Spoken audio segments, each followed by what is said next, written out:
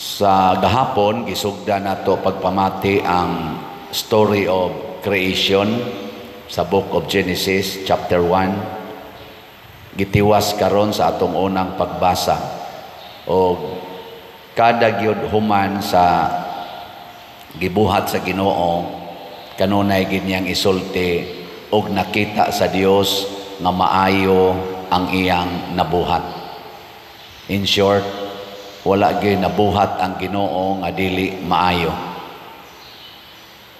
Lingi ay mong tupad na maayo pa ka, na maayo pa ang imong kinabuhi. Pero daghan ang nagsulti karon nga ang kalibutan nagmasakito na. Gani naiuban mo sulti naghingutas na. Kaya nga tong ozone layer kuno naguba na, o niya na ang global warming, climate change, na kung mo mature gid ni siya, end of the world na gyud. Ang ato ganing mga dilabi na din sa Pilipinas, ang atong mga kalasangan, ang atong mga kadagatan, mga kasapaan, nangaguba na, hugaw na, destroyed na. Ang ato sa mga pagkaon, daghan na kayo mga matod pa nila mga cancer cells na naa diha. Mao bitaw kadaghana nato karon na naganto sa sakit na cancer. Nilingay mong tupad ing nanana kay cancer. Ingna ba? na naglakaw-lakaw karon, wa na. Cancer na, nagani uban. Lipay-lipay pa, pader, cancer-free na ko, igdangtag pila ka buwan, tuanan, ibalik na sang cancer. Patay na yun. Mga batanon pa kay karon, gipang cancer na. Ngano na? Kidney failure, siging dialysis, daghan kayang galinyas, kuananas dialysis.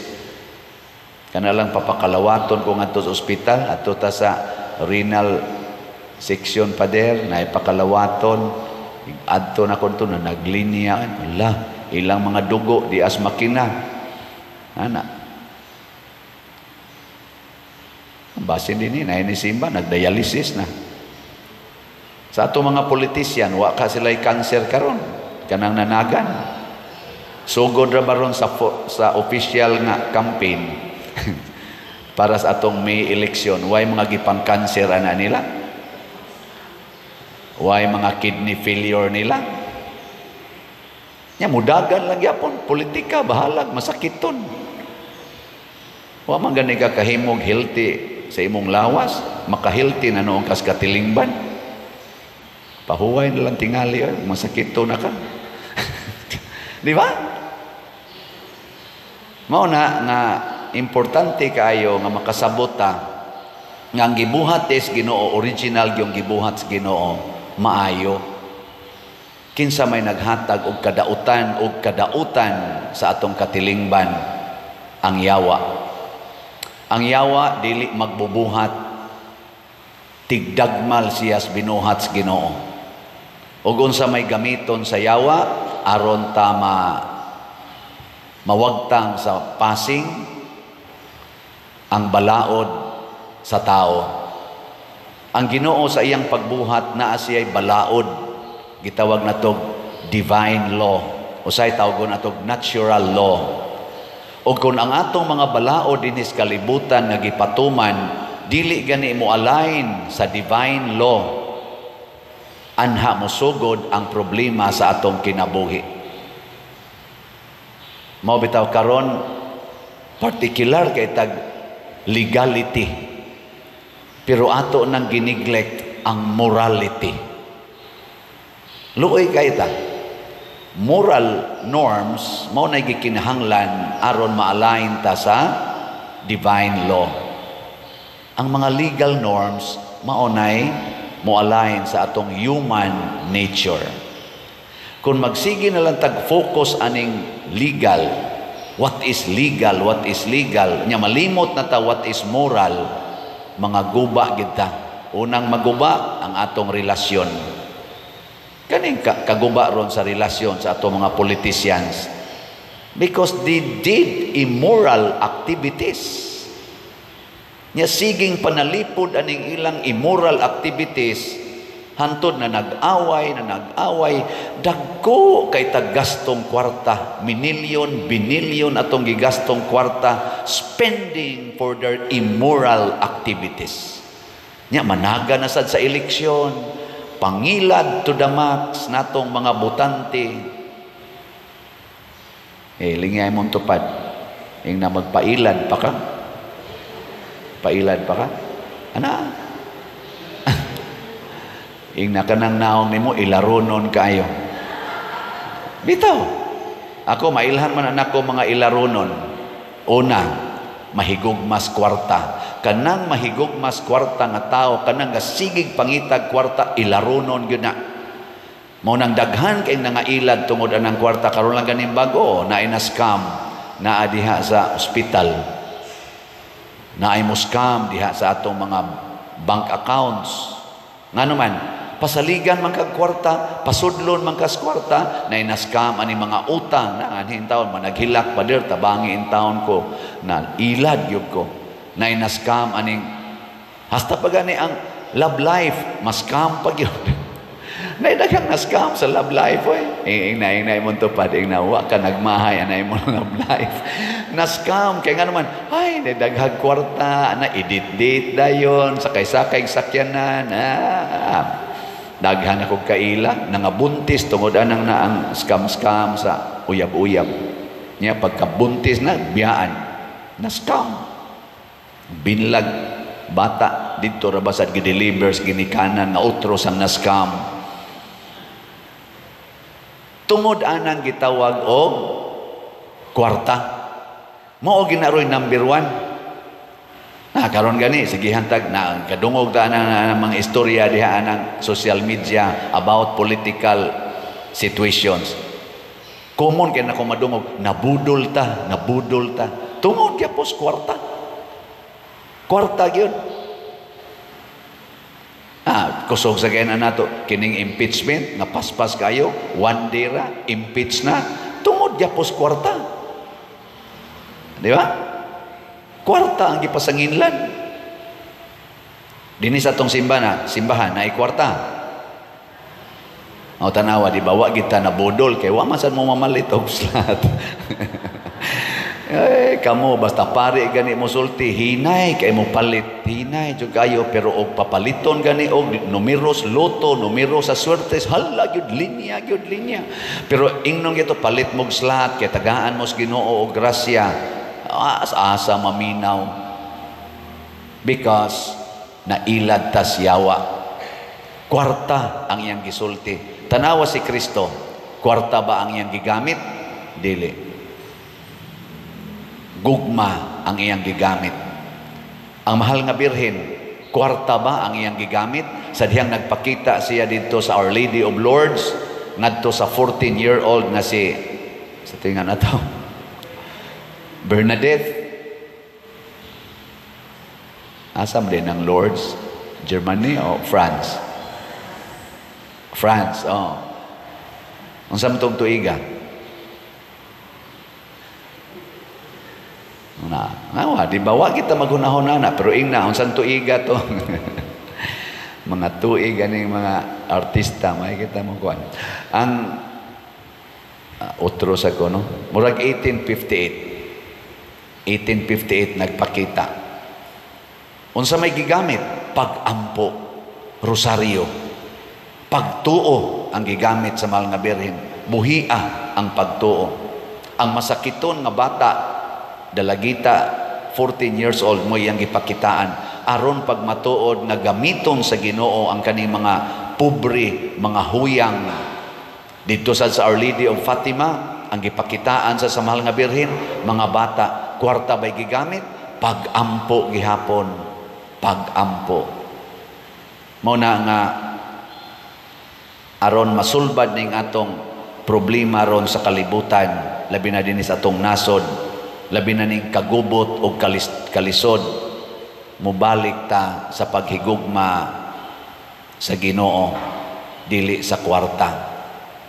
Ikaduha nga dali kay tang mailan kanang mahigugma ta sa atong kaugalingon. Kana bang ang atong kaugalingon mo'y atong unahon? Self-centeredness. Ang ato rong mga politicians siging paningkamot nga kumpanya para sa ilang kaugalingon. Pangita mong politisyan nga nangumpanya para sa uban. Kana muna'y butari ug naa. Pero sige lang pangumpanya siyang kaugalingon, may pagka self-centered na. Mabudol ragyapon ta ana. Kay iniglingkod ana ang iya gyapong kaugalingong kaayuhan mo'y hunahunaon before sa community. Kana sang politisyan nga magsigig panghatag og kwarta, pasalig og kwarta, kana mabudol gid ana. Budol ta. Kanang politisyan nga dili mo pasalig og kwarta kung dili tininuod nga pag-alagad, apil na ang pag-antos. Atong tanawon ilang track record. Kusog ba na sila mangwarta? Gitabangan ba nila ang mga way kwarta? O karon na lang na sila ng hatag tungod kay eleksyon na? Mga buangon guys tanan. Ay ko ninyo tutok-tutoke. Kaya kita din wag kita magpa-elect.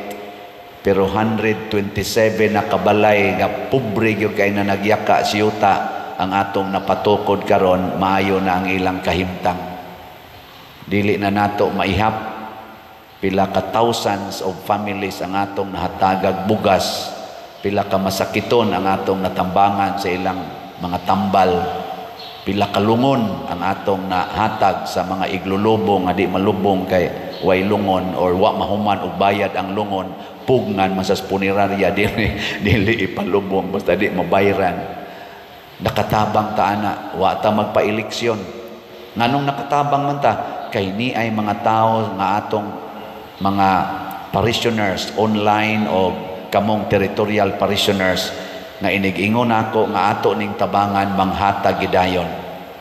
Pero sad to say, sa ako dihang YouTube lang daan, 220 na ang akong subscribers, 220,000. Pero iniingon na to, slat-slata, tag 100 pesos, may lagnay mo palit nga 20 kabuok kada adlaw. Hain man itong 220,000. Basin paog, moingon to sila, ada, sige, palit anak, ni ay atong daghang problema. Sa dihang gisunod ni Bernadette, sa dihang gisunod sa mga bata sa Fatima, ang gisugo sa mahal nga birhen, napuno sad sila sa grasya, labi na ginang kaayuhan sa sakit. Sa dihang sundo nato ang sugo sa Ginoo, matod pa ni Kristo, sundan ninyo ang pulong sa Ginoo, dili ang pulong sa inyong katigulangan. Ihatag sa nato ang kaluwasan. Tagaan tala mo one example. Kanang moingon bitaw si Kristo, love your enemies. Doon na ba tayo balaod sa kalibutan nga nagtudlo ana? Natay particular legal law nga nag-ingon love your enemies? Na? Pangita ka mo mga lawyers, i-search ko no. Naabay nag-ingon love your enemies. Nya na pag nag-ingon ba forgive 77 times. Na? Hoy. Na? Og tungod ana, di gyud mag-ayo ang atong relasyon sa usag-usa.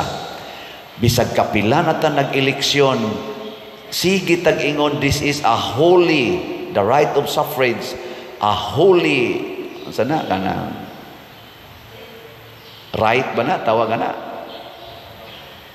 Kadang ato ko nung butar ba? Vote. Holy. Oh, mana. Holy ko nung atong vote. Tawag-tawag tag holy anang unholy.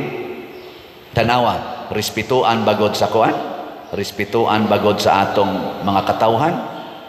ang nidaog nga mga politicians ighuman sa eleksyon dili respetuan sa mga napildi. Sigihag atake, sigihan og daot. Ang nidaog sad usahay di sad mo respeto sa nibutar nila.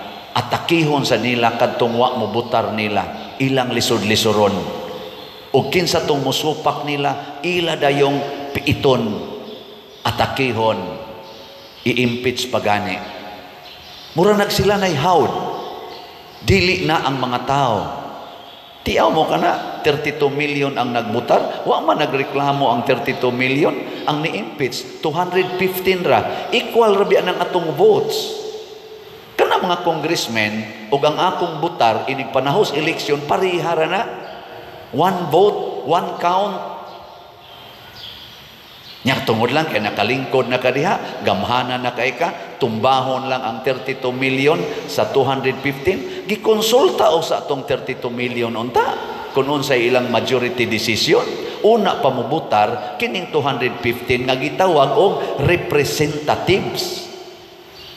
Pero tungod aning atong human standards nga opposite to God's standard, naguba ang kahuli kunuhay sa atong eleksyon.